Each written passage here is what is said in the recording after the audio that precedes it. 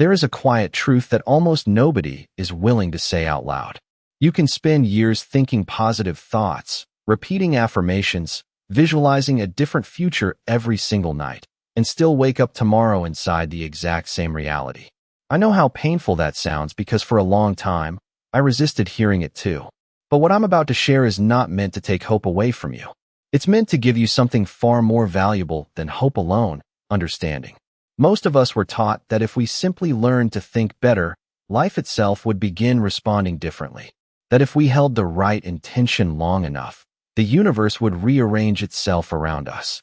That if we visualized hard enough, believed deeply enough, controlled our mindset carefully enough, everything would finally change. And there is truth hidden inside those ideas, but only partial truth.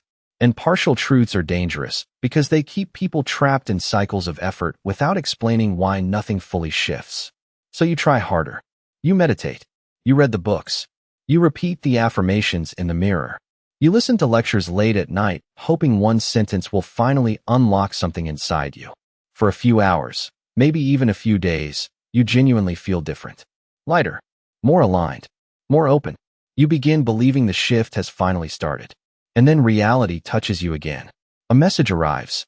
A bill appears. Someone speaks to you with a certain tone. You catch your reflection at the wrong moment. And in less than a second, you are pulled right back into the old version of yourself. The familiar self. The heavy self. The self you thought you were leaving behind. And quietly, somewhere inside, you begin asking the question nobody wants to admit they are asking. What am I doing wrong? But what if you are not doing anything wrong at all? What if the problem is not your effort, but the place you are trying to change from? Because the part of you desperately trying to think differently is still the same part built by everything that happened before this moment. Your thoughts are not floating freely above your history. They are shaped by it, saturated by it, repeating it in ways so automatic you rarely notice. And this is where the conversation becomes deeper. Over time, the body learns those thoughts. It memorizes the chemistry attached to them.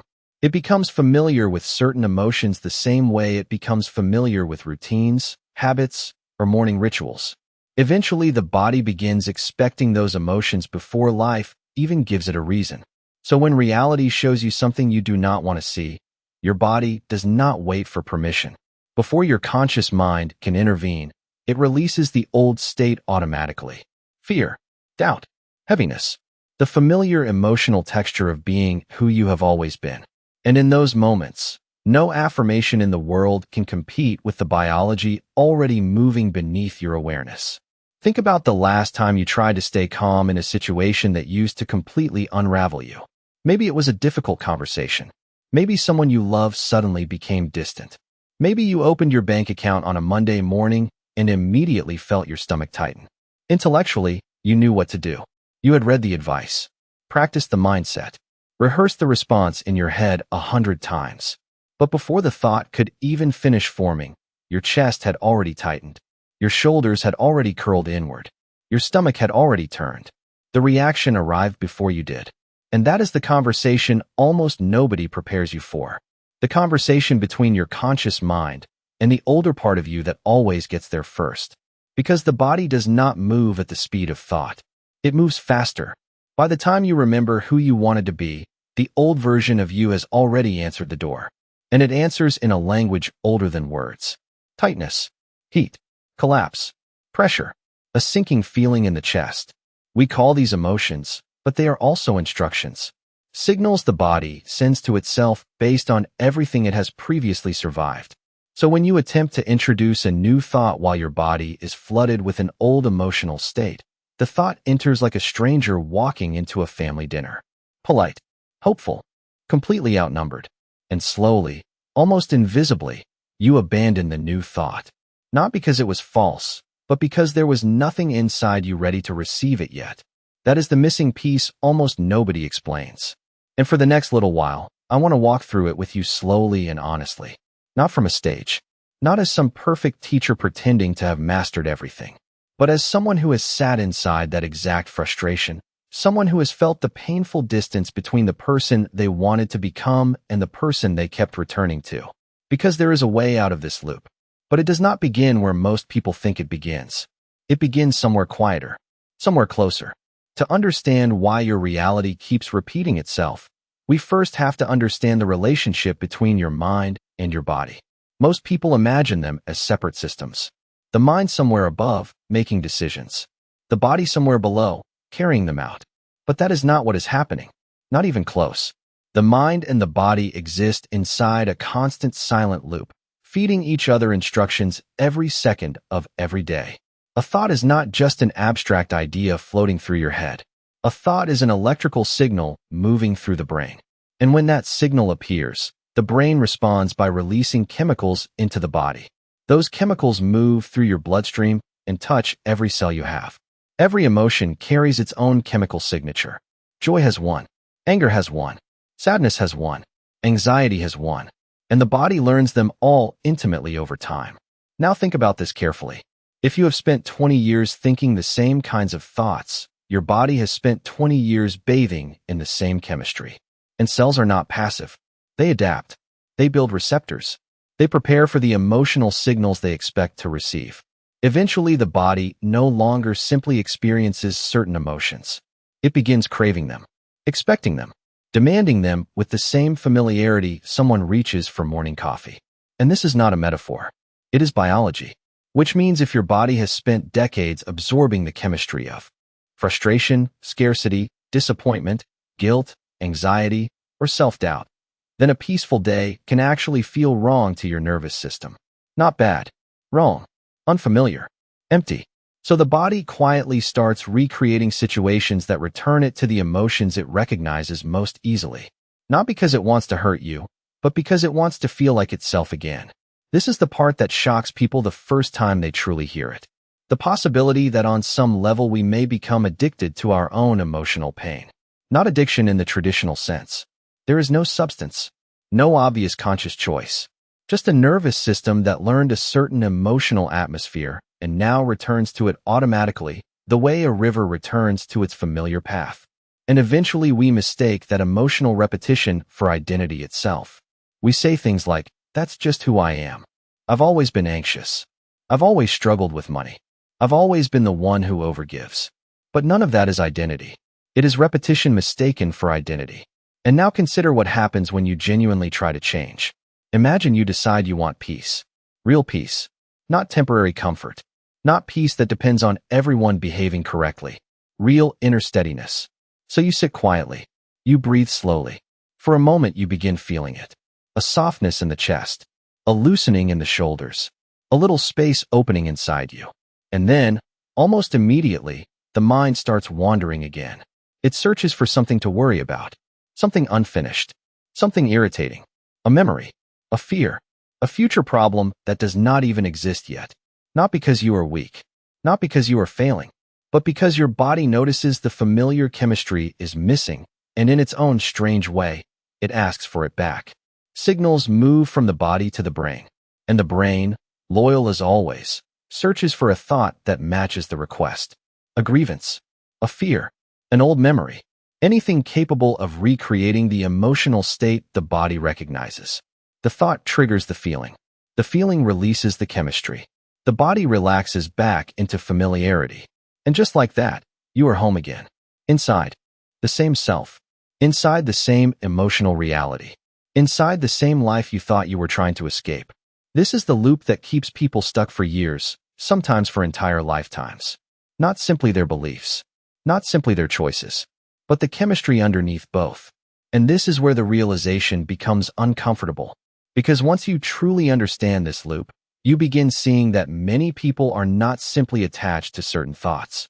They are attached to entire emotional identities. Identities built from years of repeating the same internal states over and over until the body no longer remembers who it is without them. Someone who has lived inside stress long enough may eventually feel uneasy in peace. Someone who spent years preparing for rejection may unconsciously mistrust love the moment it arrives. Someone raised in emotional chaos may interpret calmness as danger because their nervous system learned that silence was the moment something bad was about to happen. And this is why transformation can feel so strange in the beginning. Because the moment you genuinely begin stepping outside the old emotional pattern, the body reacts as though something is wrong. Not because you are moving in the wrong direction, but because you are moving beyond what has been familiar for most of your life. Think about how many people say they want freedom while emotionally remaining loyal to suffering they already understand. Familiar pain often feels safer than unfamiliar possibility. At least the old pain is predictable.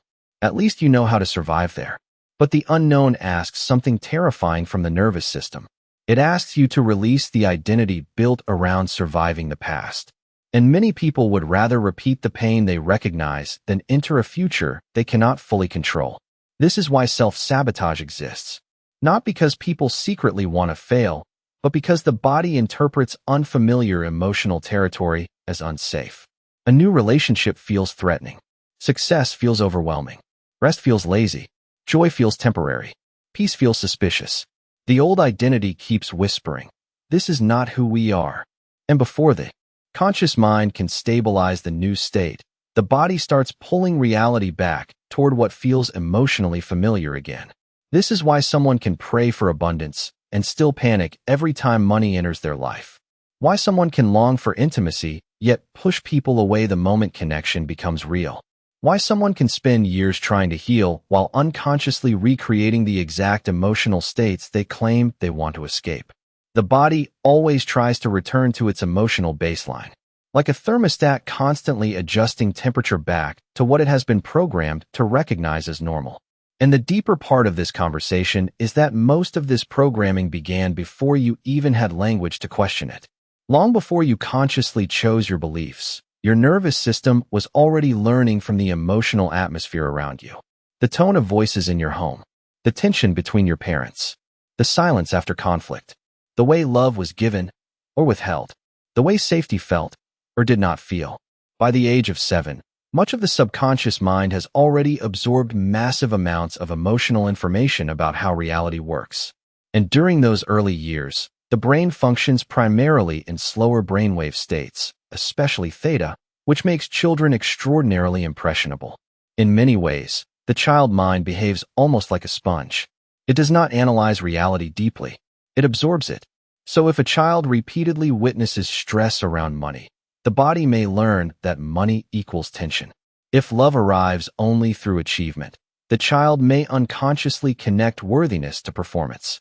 If emotional vulnerability is punished, the nervous system may learn to associate openness with danger. None of these patterns begin as conscious decisions. They begin as adaptations. Survival strategies created by a younger version of you trying to navigate the emotional environment it was born into. And over time, those strategies become automatic, invisible, so automatic that eventually you stop recognizing them as programs at all. You start calling them personality. I'm just an anxious person. I've always overthought everything. I'm not good with relationships. I can never relax. But what if these are not fixed truths about who you are? What if they are simply emotional patterns rehearsed so many times that the body now experiences them as identity? This changes everything. Because if the personality itself is partly memorized emotion, then transformation is no longer just about changing your thoughts. It becomes about teaching the body a reality it has never learned to feel safe inside before. And that is why the process requires more patience than most people expect. The body does not instantly trust a new emotional state simply because the mind intellectually understands it.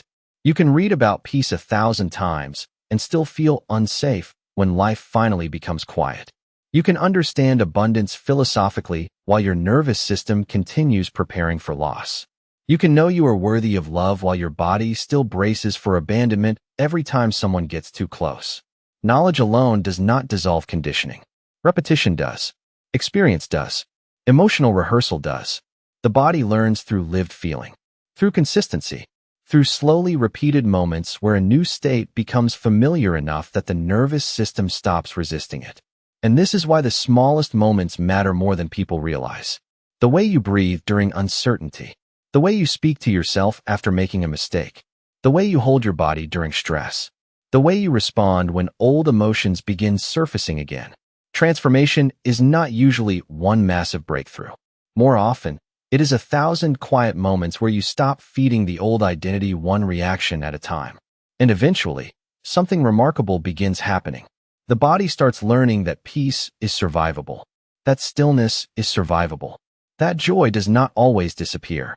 That love does not always lead to pain. And little by little, the emotional baseline changes. The nervous system stops demanding the old chemistry with the same intensity. The familiar self begins loosening its grip. And for the first time, you stop merely thinking about a different life and begin becoming emotionally available. For one, and this is the moment where everything begins to shift.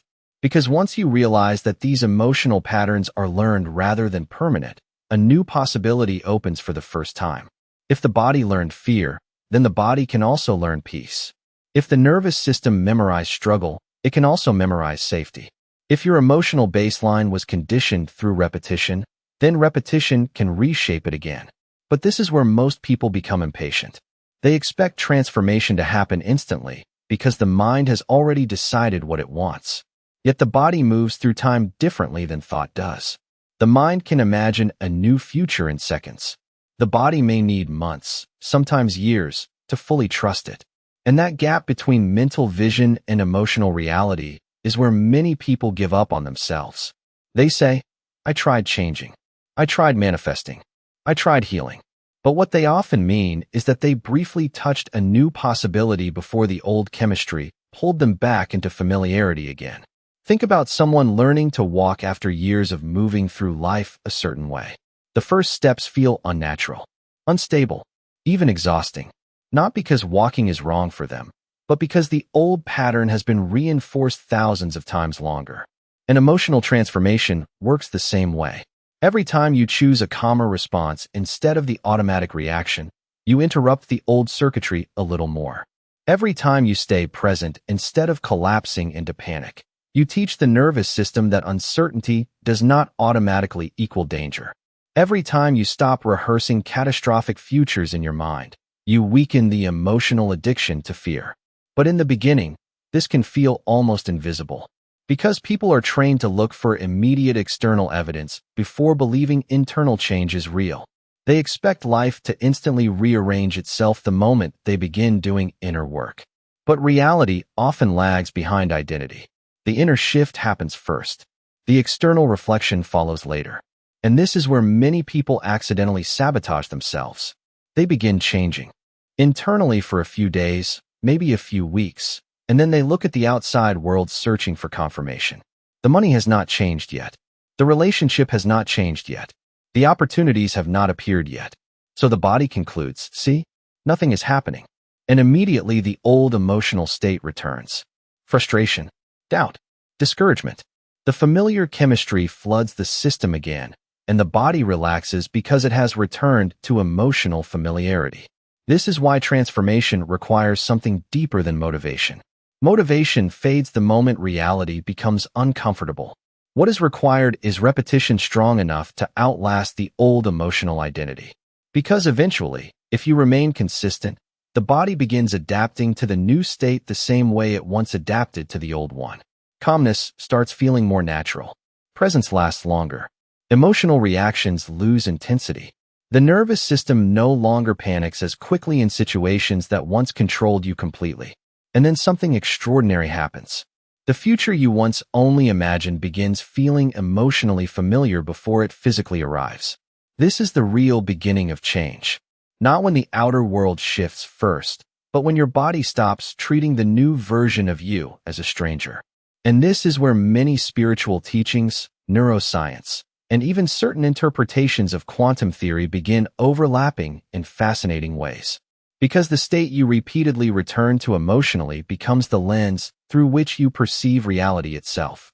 If your nervous system is conditioned toward fear, you will notice evidence that reinforces fear everywhere. If it is conditioned toward rejection, you will unconsciously search for signs that people are abandoning you. The brain constantly filters reality according to the emotional state the body is most familiar with. And over time, perception itself begins shaping experience. This is why two people can walk through the same circumstance and emerge with completely different realities. One person sees limitation. Another sees opportunity. One collapses under uncertainty. Another grows stronger through it. Not because the external world changed, but because the internal state interpreting the world was different. And this is where the deeper conversation around manifestation often becomes misunderstood. People imagine that thoughts magically force reality to obey them. But reality is far more subtle than that. The state you live in emotionally influences the choices you make, the risks you take, the possibilities you notice, the people you attract, the boundaries you tolerate, and the opportunities you recognize when they appear. In other words, your inner state shapes the reality you become available to. This is why someone can stand inches away from a life-changing opportunity and still miss it completely if their nervous system is organized around fear, unworthiness, or emotional survival. The opportunity may already exist, but the body does not yet know how to receive it. And this is why true transformation is not about forcing the universe to change for you. It is about becoming emotionally coherent enough to step into realities that were always there waiting for you to recognize them. And this is where the conversation moves beyond positive thinking entirely. Because if reality were shaped only by conscious thought, change would happen almost instantly. You would simply decide what you wanted, think about it clearly enough, and your life would rearrange itself overnight. But deep down, most people already know that is not how human experience actually works. There are people who consciously want love while emotionally expecting abandonment. People who desire success while internally preparing for failure. People who pray for peace while their nervous systems remain addicted to chaos. And when those inner contradictions exist, the body keeps pulling consciousness back toward the emotional past, even while the mind tries reaching toward a different future. This is why so many people feel trapped between two worlds. There is the future they can imagine and the emotional reality they keep returning to. A beautiful future in the mind, a familiar past in the body. And until those two begin moving into coherence with one another, the old emotional state continues shaping perception, behavior, and experience from underneath awareness. Think about how strange this really is. A person can spend years visualizing abundance while emotionally rehearsing scarcity every single day. They can speak about confidence while secretly expecting humiliation. They can meditate on love while bracing for rejection in every relationship. The conscious mind says one thing. The body broadcasts another. And the body's signal is almost always stronger because it is tied to survival memory, emotional repetition, and years of conditioning. This is why simply forcing positive thoughts on top of unresolved emotional patterns rarely creates lasting transformation. The old emotional field keeps pulling the person back into the identity the nervous system recognizes most deeply. And this is also why change often feels exhausting at first. Because real transformation requires the body to stop emotionally living in the past while physically moving through the present. It requires you to feel differently before external evidence fully arrives. And that can feel almost unnatural in the beginning. Imagine trying to feel gratitude while your current circumstances still look incomplete. Imagine trying to feel inner safety while uncertainty still surrounds your life. Imagine choosing openness while the old self keeps warning you to close down and protect yourself. This is where most people unconsciously return to the old emotional baseline because the external world has not changed quickly enough to reassure the nervous system. But the deeper truth is that the body has been conditioned for years to use the outer world as proof of what it is allowed to feel internally. If circumstances improve, then it allows peace. If people approve, then it allows confidence. If money appears, then it allows relaxation. But this creates a life entirely controlled by external conditions. And as long as the body depends on the environment to generate emotional states, the person remains emotionally trapped inside the same cycle of reaction. This is why the process of inner transformation is really about reclaiming authorship over your emotional state. Not denying reality. Not pretending pain does not exist. But refusing to let temporary external conditions dictate your entire internal identity. Because once the body begins experiencing emotions that are no longer dependent on current circumstances, something remarkable starts happening. The nervous system slowly stops waiting for permission from the outside world before allowing a new state to emerge. And this changes perception itself. You begin noticing opportunities you previously overlooked. You respond differently in conversations. You make decisions from a calmer place. You stop unconsciously recreating the exact situations that once confirmed your fears. The external world has not magically transformed overnight, but the version of you interacting with that world has already begun changing. And over time, reality starts reflecting that change back to you. This is why many ancient teachings, spiritual traditions, and modern neuroscience all point toward a similar principle in different language. The state you repeatedly inhabit internally eventually shapes the reality you experience externally. Not through fantasy, not through blind wishing, but through perception, emotion, attention, behavior, and the invisible patterns that guide human action every single day. And once you begin understanding this, you stop obsessing over controlling every external circumstance. You begin focusing instead on becoming emotionally coherent with the future you say you want. Because the future is not created only by what you think occasionally. It is shaped by the emotional state you continuously return to when nobody is watching. And this is where the process becomes deeply personal. Because eventually there comes a moment when you can no longer blame the outside world for the state you continuously return to internally. Yes, circumstances matter. Pain is real. Trauma is real. Loss is real. But at some point, if transformation is ever going to happen, you have to become aware of the difference between what happened to you and the identity you built around what happened to you. Those are not the same thing. And most people spend years unconsciously fusing the two together. A painful experience becomes a permanent self-concept. Rejection becomes, I am unwanted. Failure becomes, I am incapable. Abandonment becomes, people always leave. And after enough repetition, the body stops experiencing these as temporary emotional reactions. It begins experiencing them as reality itself. This is why the future often feels so difficult to change. Because people are not only trying to create a new external life, they are trying to separate themselves from an emotional identity that has felt familiar for years. And the body resists that separation because familiarity feels safe, even when familiarity hurts. Think about how many people say they want a completely different life while emotionally rehearsing the same story every day. They wake up and immediately remember who disappointed them, what went wrong, what they fear, what they lack, what they regret. Before the day even begins, the body has already recreated yesterday emotionally. And once the emotional state is restored, perception follows automatically. The mind starts scanning reality for evidence that matches the familiar feeling. The brain notices problems faster than possibilities, threats faster than opportunities, rejection faster than connection. Not because reality contains only suffering, but because the nervous system has been conditioned to prioritize survival over expansion. And this is one of the deepest reasons people become trapped inside repetitive realities. They are no longer seeing life clearly. They are seeing life through the emotional memory of the past. The body becomes a lens filtering experience before conscious awareness even has time to interpret it. So the same emotional story repeats in different forms again and again. Different relationships, same wound. Different job, same insecurity. Different environment, same fear. And after enough repetition, people begin believing this pattern is simply how life is. But what if life is not repeating itself nearly as much as the emotional identity interpreting life is repeating itself? That changes everything.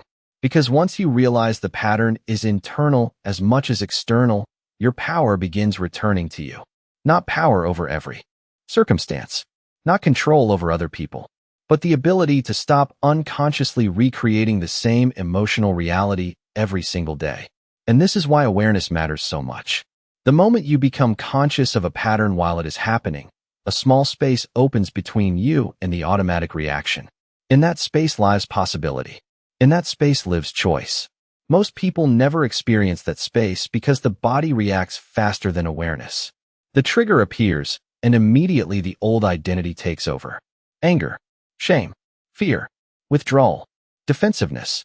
The program runs automatically. But when awareness enters the process, something extraordinary begins happening.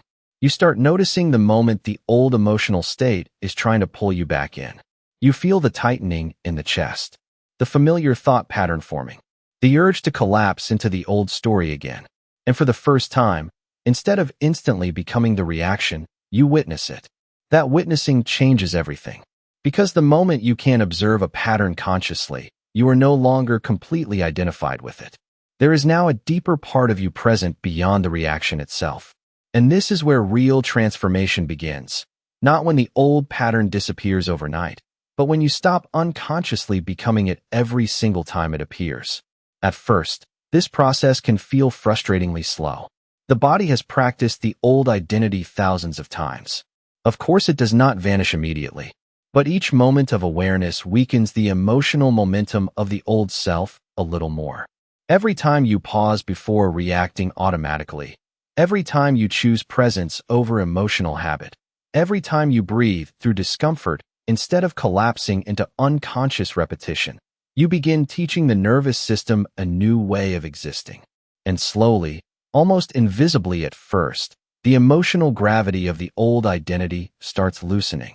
The future no longer feels so emotionally impossible.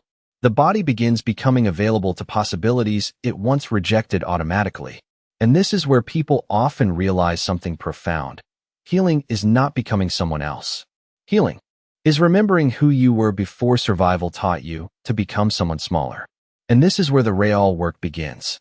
Not the glamorous version people post online. Not the temporary inspiration that fades after a powerful video or an emotional breakthrough. The real work begins in the quiet repetition of teaching your body that a new reality is safe to live inside.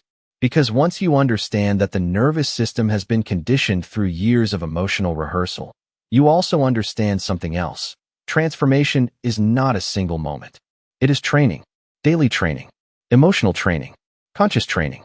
The body has spent years memorizing one version of reality. It will not instantly trust another just because the conscious mind suddenly wants change. This is why consistency matters more than intensity. One deep meditation cannot undo decades of emotional conditioning by itself. One motivational speech cannot erase years of survival patterns stored in the nervous system. Lasting change happens through repetition strong enough to become familiar. Think about learning a musical instrument. The first few attempts feel awkward and unnatural. The fingers resist. The timing feels wrong. The body wants to return to what is comfortable. But through repeated practice, what once felt impossible slowly becomes automatic. Emotional transformation follows the same law. At first, choosing peace instead of panic feels unnatural. Choosing stillness instead of overthinking feels uncomfortable. Choosing trust instead of emotional control can feel terrifying. Because the old identity interprets unfamiliar emotional states as danger. But every time you remain present without collapsing back into the old reaction, the nervous system begins updating its understanding of what is safe. And over time, the body stops fighting the new state so aggressively. This is why small daily moments matter far more than dramatic temporary breakthroughs. 10 conscious minutes every morning can begin reshaping the nervous system more deeply than one intense weekend of inspiration followed by unconscious living again. Because the body learns through repetition, not occasional. Emotional highs. And this is where many people misunderstand manifestation entirely. They imagine manifestation means emotionally forcing yourself to believe something the body does not yet trust. But forcing creates resistance. Real transformation is gentler than that. It is the gradual process of introducing the nervous system to emotions it previously associated with danger until those emotions no longer feel threatening.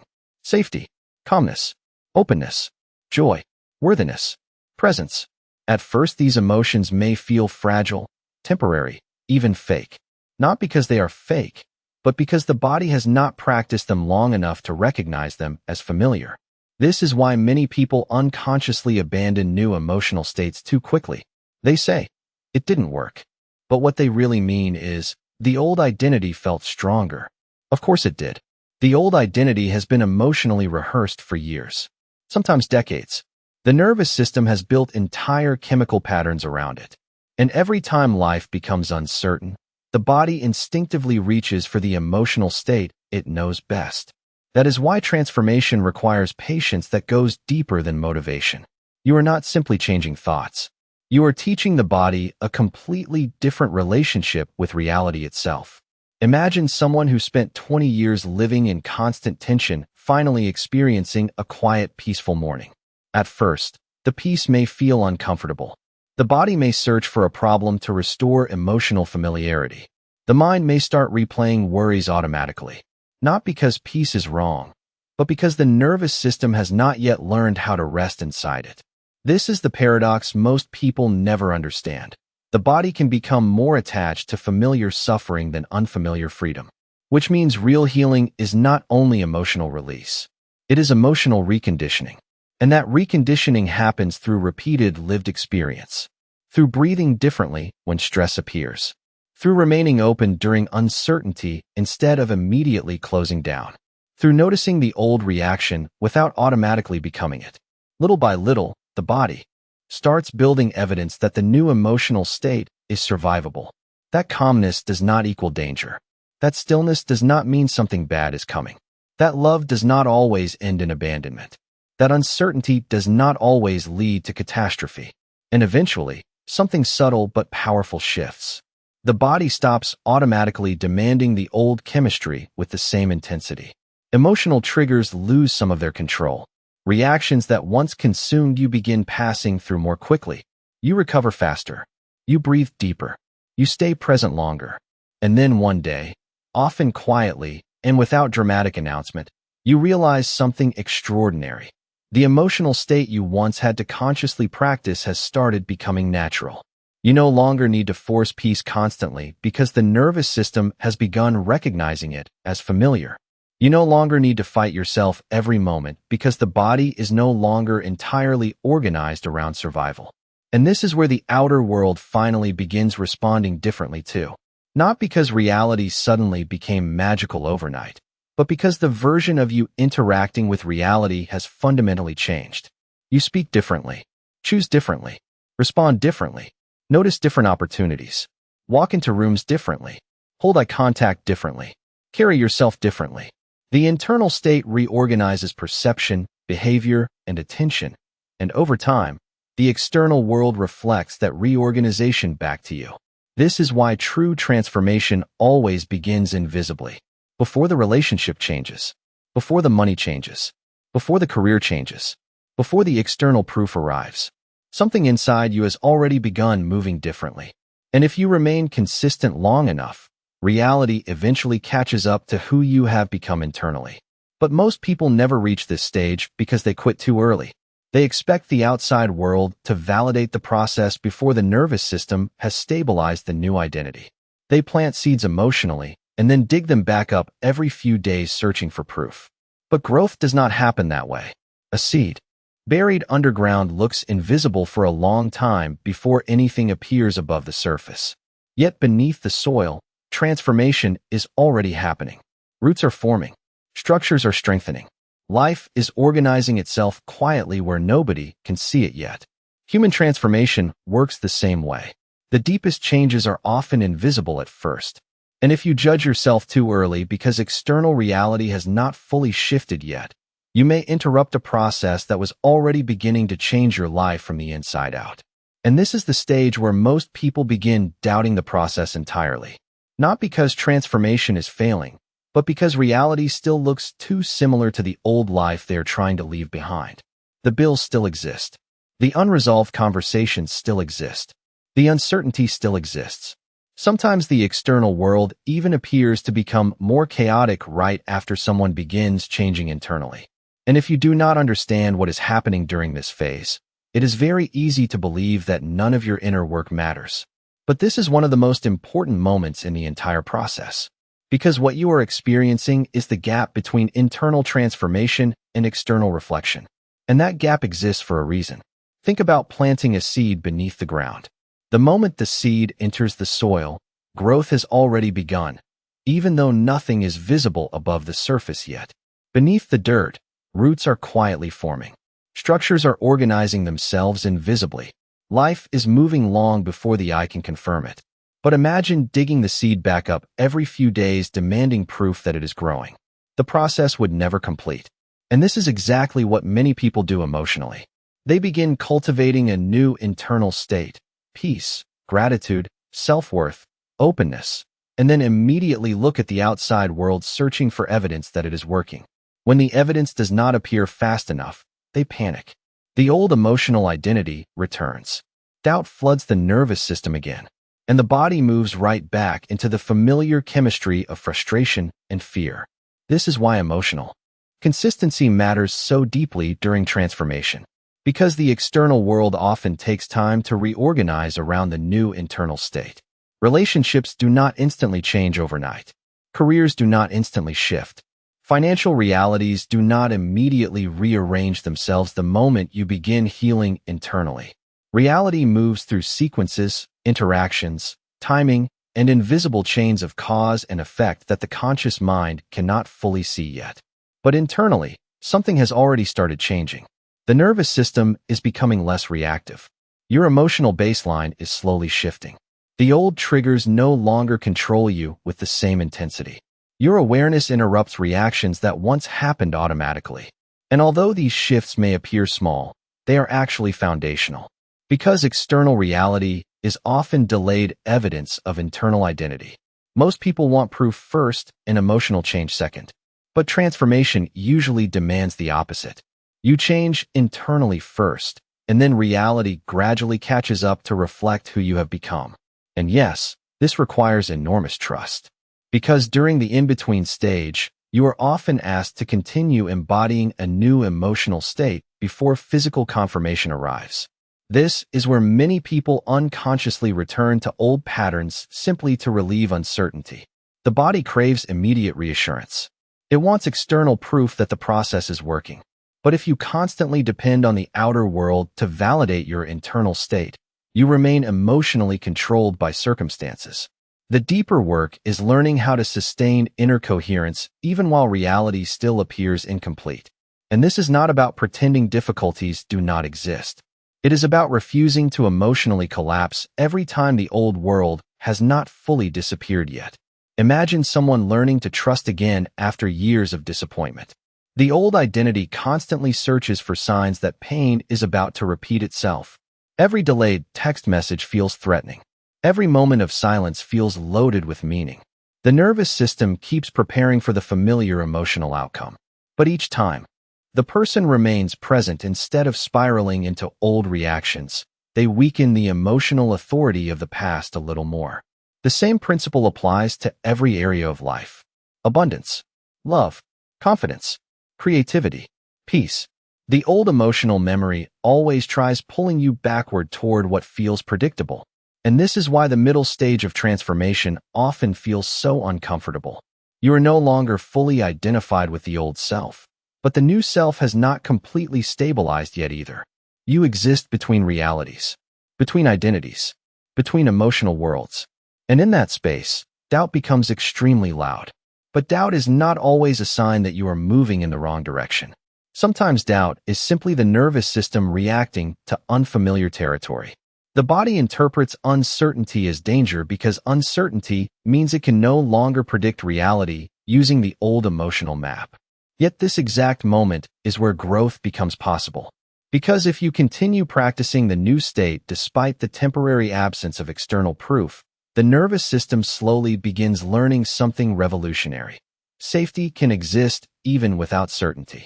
Peace can exist even before outcomes arrive.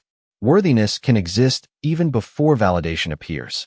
And once the body truly learns that lesson, reality begins reorganizing in ways that once seemed impossible. Not magically, not instantly, but gradually, naturally, through the countless visible and invisible choices shaped by your changing internal state. This is why so many people underestimate the importance of the invisible phase of transformation. They assume nothing is happening because they cannot yet measure results externally. But the invisible phase is often where the deepest restructuring occurs. Roots deepen before branches appear. Emotional coherence forms before physical manifestations emerge. The nervous system stabilizes before the outer world reflects the shift completely. And if you can remain patient during this phase, if you can continue showing up internally, even while external reality still looks unfinished, eventually something extraordinary happens. The old emotional identity loses its grip completely enough that the future no longer feels emotionally impossible. It starts feeling natural, familiar, reachable. And the moment the body stops fighting the new reality internally, life itself begins responding differently. And this is where the deepest realization begins to emerge. Because after all the concepts, all the psychology, all the discussions about the nervous system, emotional memory, and conditioning, there is still one question left underneath everything. If these patterns are learned, then who is the one noticing them? Who is the one observing the fear? Observing the anxiety? Observing the old emotional identity trying to pull you backward again? Because the moment you can witness a pattern consciously, there must already be a part of you that exists beyond the pattern itself. And this changes the entire conversation. Most people spend their lives believing they are their thoughts. They believe they are their emotional reactions. They believe they are the voice in their head narrating every fear, every insecurity, every memory of failure. But the truth is subtler than that. Thoughts appear, but something is aware of the thoughts. Emotions rise, but something is aware of the emotions. Reactions happen, but something is watching the reactions happen in real time. That awareness is important. More important than most people realize. Because awareness itself is not wounded in the same way the personality is wounded. Awareness is not panic. It notices panic. Awareness is not shame. It witnesses shame. Awareness is not the old emotional identity. It observes the identity operating. And the moment you begin resting inside that awareness instead of completely merging with every reaction, something extraordinary starts happening. The old emotional programs begin losing absolute authority over you. Think about the difference between being trapped inside a storm and standing far enough away to watch the storm moving across the sky. The storm may still exist. The wind may still blow. The thunder may still shake the air. But your relationship to it changes completely the moment you stop believing the storm is the entirety of who you are. And this is one of the deepest shifts that can happen during transformation. You stop saying, "I am anxious," and begin noticing, "Anxiety is moving through me right now." You stop saying, "I am broken," and begin recognizing, a wounded emotional pattern is being activated. This may sound like a small difference in language, but psychologically and emotionally, it changes everything. Because identification strengthens patterns, observation loosens them.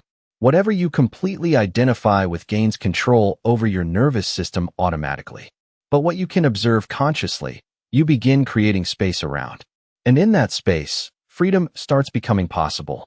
This is why mindfulness practices, meditation, breath work, contemplative traditions, and many ancient spiritual teachings all point toward the importance of becoming the observer rather than remaining completely fused with every mental and emotional movement. Not because emotions are bad, not because thoughts should be destroyed, but because unconscious identification keeps people trapped inside repetitive emotional realities for years. The moment a trigger appears, the old self takes over automatically. But when awareness becomes stronger, the reaction no longer completely possesses you. You begin noticing the emotional wave without immediately drowning inside it. And at first, this can feel almost impossible, especially if the old emotional identity has controlled your inner world for decades. The body reacts before conscious thought even catches up. Fear tightens the chest instantly. Shame floods the stomach instantly. Anger rises instantly. But now something new is present during the reaction. Awareness, observation, witnessing. And although the reaction may still appear, it no longer feels entirely unconscious. You begin seeing it while it happens. And this is where transformation quietly accelerates. Because every moment you witness the old emotional pattern without fully becoming it, you weaken the automatic bond between identity and reaction. The nervous system slowly learns that an emotion can arise without needing to control your entire sense of self. And over time, the space between awareness and reaction becomes larger. A trigger that once consumed your entire day now passes through in an hour. A fear that once controlled your choices now becomes something you can breathe through consciously. The emotional wave still exists, but your relationship to it changes completely. And this is where many people experience one of the most profound realizations of all. Healing is not the destruction of emotion. Healing is the restoration of relationship with emotion. You stop fighting every uncomfortable feeling as though it defines you permanently. You stop collapsing into every thought as though it is absolute truth. Instead, you begin meeting inner experiences with awareness rather than unconscious identification.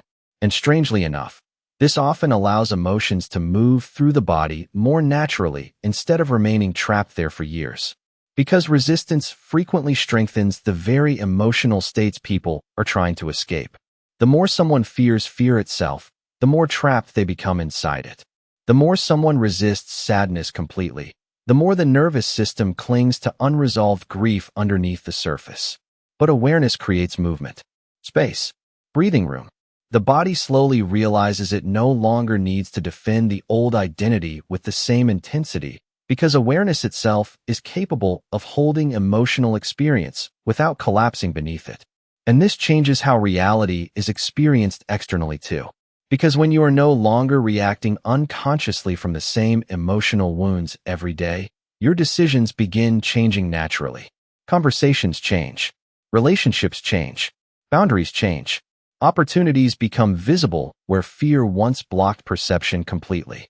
Life itself starts opening differently because the old emotional filter is no longer dominating every interaction. This is why true inner work is not about becoming emotionally numb or spiritually detached from life.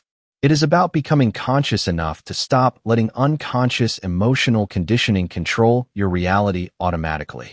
And over time, this creates a kind of inner stability that external circumstances alone cannot easily destroy. Not because pain disappears forever, not because difficulty vanishes from human life, but because there is now a deeper center inside you that remains present even when emotions rise and fall. A part of you capable of witnessing the storm without becoming the storm itself.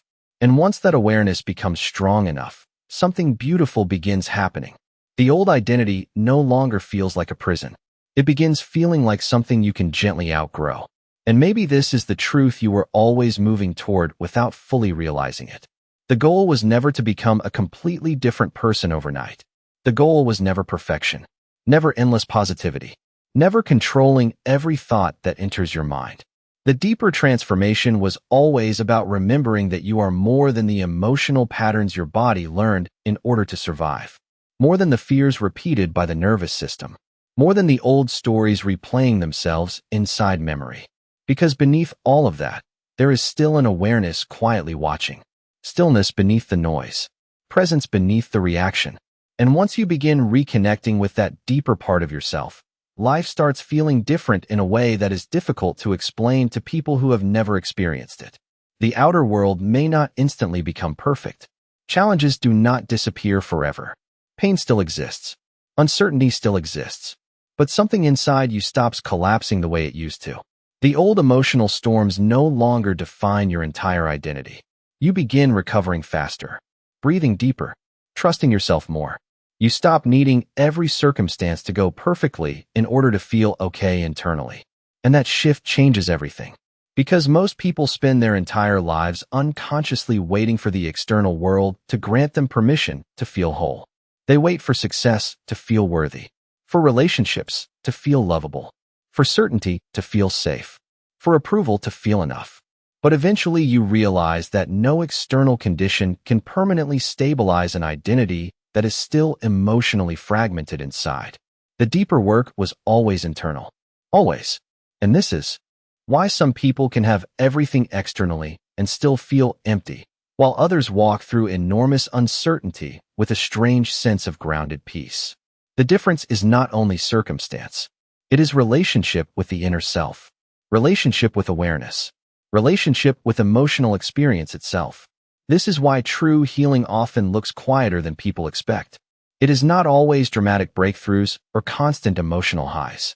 Sometimes healing looks like pausing before reacting, like breathing through a difficult moment instead of collapsing into old habits, like noticing fear without immediately obeying it, like remaining open even after disappointment. Tiny moments, invisible moments, but those moments slowly reshape an entire life. Because every time you choose awareness over automatic reaction, you weaken the emotional momentum of the old identity a little more. And eventually the nervous system stops organizing reality entirely around survival. The body learns that safety can exist in the present moment, not only in control, prediction, or external validation. And once the body no longer lives in constant defense against life itself, An entirely different relationship with reality begins emerging. Creativity opens. Intuition becomes clearer.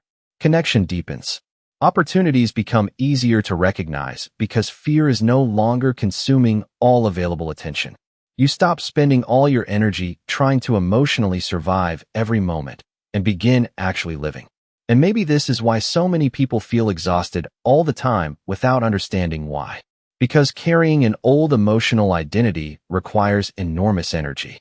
Defending wounds, rehearsing fears, predicting rejection, preparing for disappointment, holding tension in the body every day. The nervous system was never designed to live in constant emotional protection forever. At some point, the body becomes tired of carrying realities that no longer belong to who you are becoming. And that exhaustion itself can become an invitation. Not an ending, an invitation. An invitation to stop fighting yourself constantly. An invitation to stop recreating the past emotionally every morning. An invitation to finally allow a different experience of life to become possible. But this process requires compassion. Real compassion. Because many of the emotional patterns you are trying to heal were created by a version of you that was only trying to survive. The anxious part of you was trying to protect you.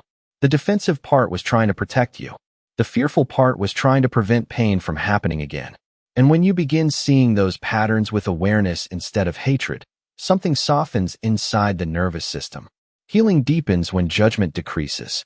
The body relaxes when it no longer feels attacked by its own mind. And this is why self-awareness without self-compassion often becomes another form of inner violence. People become conscious of their patterns and then shame themselves for still having them. But shame rarely creates transformation. Safety does. Presence does. Patience does. The nervous system changes most deeply in environments where it no longer feels constantly threatened, even internally. So if there is one thing I hope you carry with you after listening to all of this, it is this. You are not failing because transformation feels slow. You are not broken because old emotions still return sometimes. You are not weak because your body occasionally reaches for familiar patterns again. You are human, and healing is not linear. Some days you will feel deeply connected to the new version of yourself. Other days the old emotional identity may feel unbelievably strong again. But every moment of awareness still matters. Every conscious breath matters. Every time you pause before becoming the old reaction again, you are already changing the relationship between your body, your mind, and your reality. Slowly, quietly, deeply, and over time, those invisible moments become a new life. So tonight, or tomorrow morning, or whenever the world becomes quiet enough for you to hear yourself again, ask gently, if I no longer built my identity around survival, who would I become? And then listen carefully. Because somewhere beneath all the noise, beneath all the conditioning, beneath all the old emotional memory, a different version of you may already be waiting. And if this message resonated with you in some way, take a moment to subscribe, leave a comment, and share what part of yourself you are finally ready to let go of. Sometimes the smallest conscious decision becomes the beginning of an entirely different life.